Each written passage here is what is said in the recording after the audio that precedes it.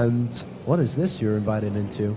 I'm in an Adel Scott versus merz game, it would seem. Really? This is not our scheduled game. We will go and try and find out what's going on there. We've also been supplied with new chairs. Unfortunately, we can't do that quite yet. We're actually doing what I used to do at school, which was, I used to be very, very short at school, so I used to sit on several chairs at once in order to look taller than I really was. This is a fairly similar situation where we have about 3 chairs piled up here. We started off on the cast and we realized that we were sort of about here.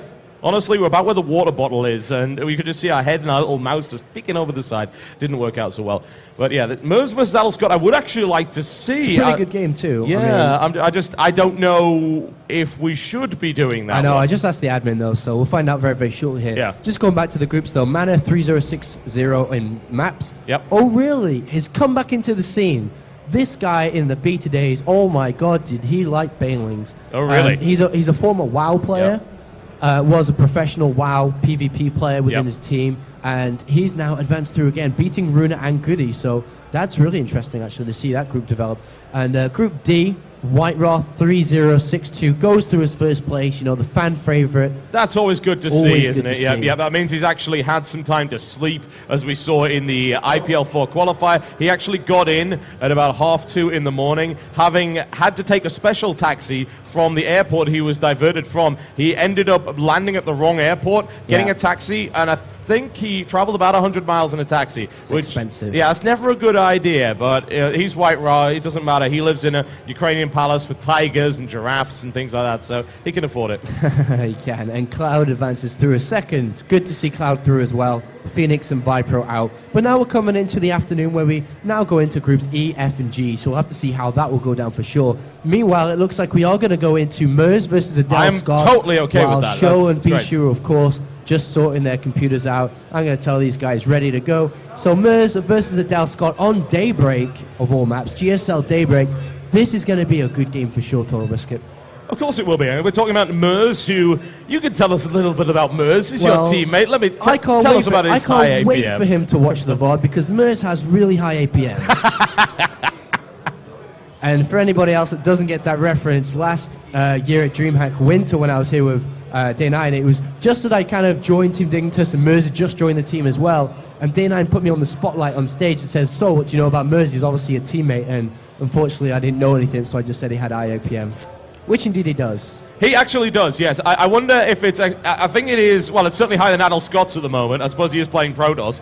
He's actually going down to 7 APM, which is just about 4 APM faster than me. The thing is that they've changed the recording methods for APM, so merz's APM is actually not as impressive anymore.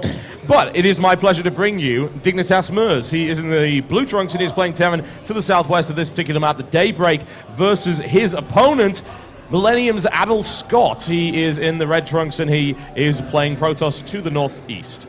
And just looking at this, this is a very hard group actually for both of these players. There's also in a group with Sase and also Sortov. Sortov probably the favorite just to go out of the group, but this is a very, very important match for merz and Adel Scott. Yeah. Because obviously they have to go ahead against Sase, who, as everybody knows, is a fantastic Protoss player. He's kind of scary. So it's very, very important to get the win against 2 equal skilled players for sure. Oh, yes, it's got to be done. They're getting that crucial upper hand before going to face off with 2 players that could potentially absolutely crush you is something they should be looking out to do. Adel Scott going to open up here with a gateway on 12 supply, and we've got the barracks wall off going up right here for merz.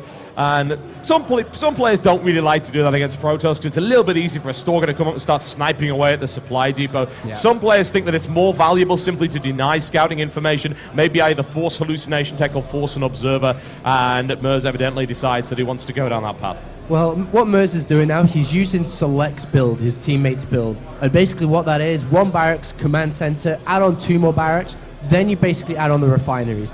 Usually, though, merz is very, very tight with every single timing, engineering bay, turret.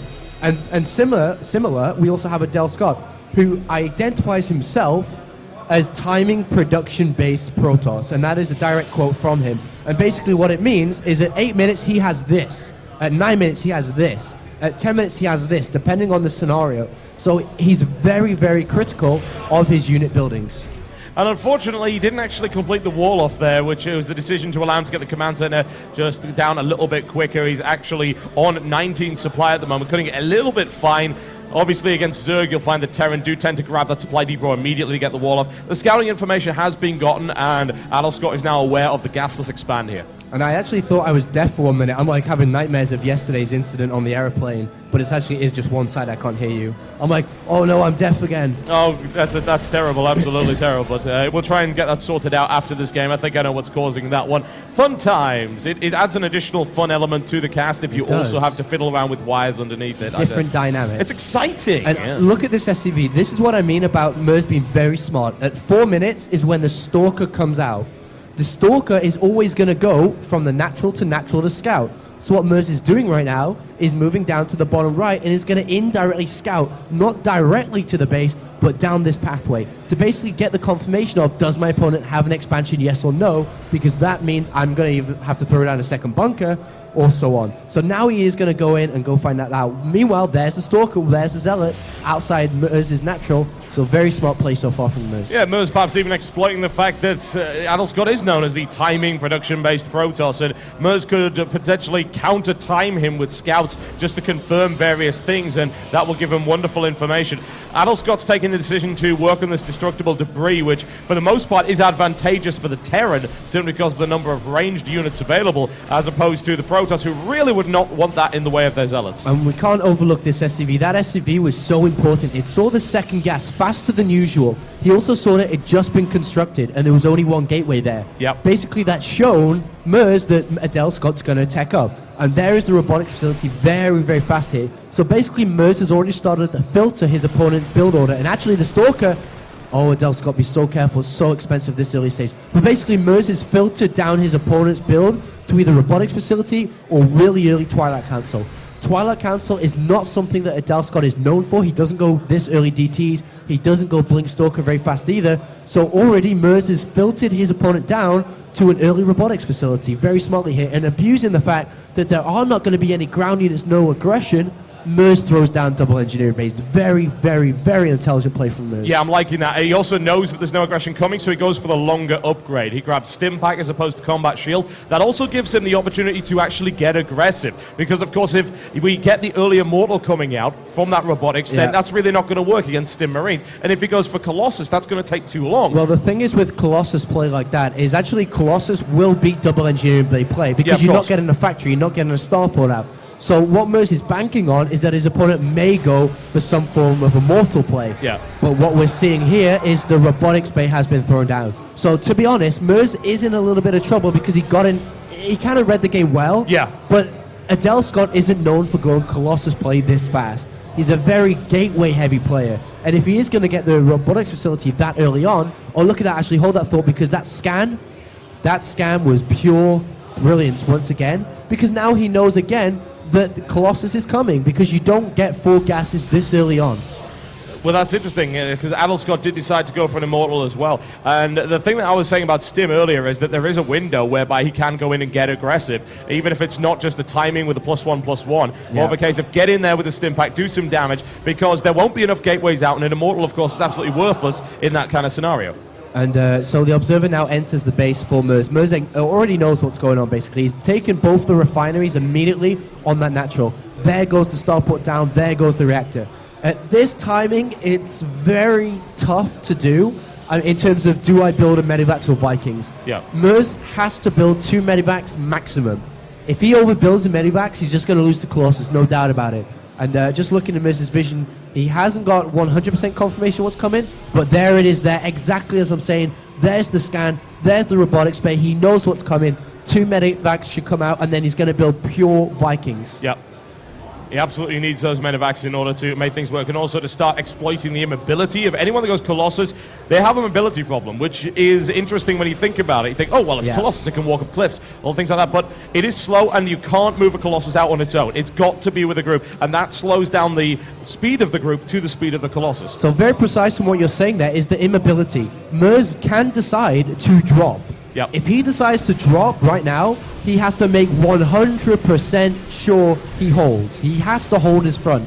So if he decides to drop, that may be why he's throwing down 3 bunkers. He knows this is coming, and he's built 2 Medivacs. he doesn't have any anti-Colossus, but there's only a single Colossus simply because it was scanned that early on.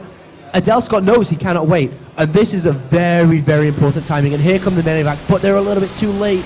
Yes, they are, and nice force field placement is able to prevent repairs on that bunker. That's one of them down. The second one probably will not go up with that amount of firepower. There's the cancellation. Now, merz is in a bit of a pickle now. The Colossus does come in to reinforce that. He's also behind in terms of his army supply. You see there, 40 to 63 with a Colossus, and no major answer to that yet. He does have 3 Vikings coming out simultaneously. However, he's going to try and hammer down on the bunker, preventing some of the repairs and killing some SCVs in the process. Not a good situation right here for merz. Merz knows that he can't sacrifice any more units. He can't be struck by that. A second Colossus coming in from the back right now. Adel Scott's got to go for it right here. Oh, the Vikings caught out of position. Nicely done there by Adel Scott, but he does lose 1 Colossus and the second one at the front. merz surely he cannot hold this. He doesn't have enough. He has to land the Viking. He's now going to lose everything too. Even the reinforcements aren't enough. He has lost 32 SCVs, TotalBiscuit. There's literally nothing he can do. He's backing up with economy, but there's nothing there. GG from merz, and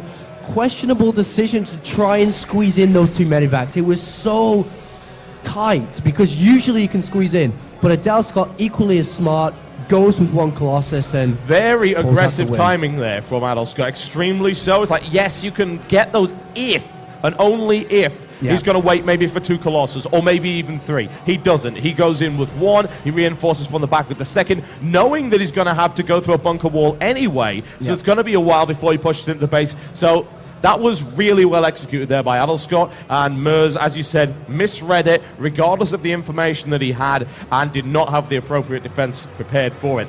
A bit unfortunate there for merz, a bit of a rocky start in this series, and we can hope to see him come back in the next game, which will be coming along very shortly. Yeah, we will, and we will be going into the Bishu versus Show game as well very, very shortly. They're just holding that on for us. I said if they're going to delay us, we can delay them a little bit. And what is that noise? That squeaking noise is doing my head in. Something over there. That's like the problem of being in the center of a convention center. It's like really awesome, but at the same time, there's like so many weird noises that are distracting me a little bit. Exactly. There it is again. Like, there's actually this giant sack of mice like a dog right whistle. next to you. It's like a dog whistle. I'm like, ah! Yes, I see those comfortable chairs, but we cannot use them just yet. We need to get through this series.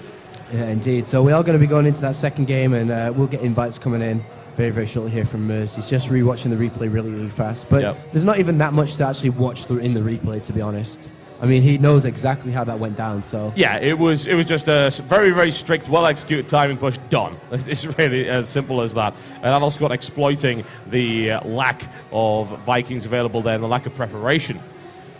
Oh, there it is again. Jesus Christ. Can you actually hear that too? I can't hear that. That said, you are younger than I am, and you can hear higher frequency noises. It's like one of those... It's like, there it is again! Nobody else hears this. No, he hears it. There we go. One guy hears... How old are you? How old are you, sir? 17. Oh, Jesus There you go, Christ. see? And everyone else is obviously older than that, so they can't hear it. There you go. It's so annoying. Someone's doing that on purpose. He actually has a dog or a duck. I suppose it would be a dog whistle. A duck whistle would be more obvious. It's like the Titanic, and there's that really high-pitched little tune. There it is again. What? What if it's like the Titanic? In what respect is it like the Titanic? You know, it's just as she's about to sing, "My heart will go on." Is that? Please don't do that. Yeah. Oh my God. So it's annoying like the Titanic. It's like I'm watching the game, and I'm like, 2 medivacs, 2 medivacs, 2 medivacs. Ah! I'm like, Vikings.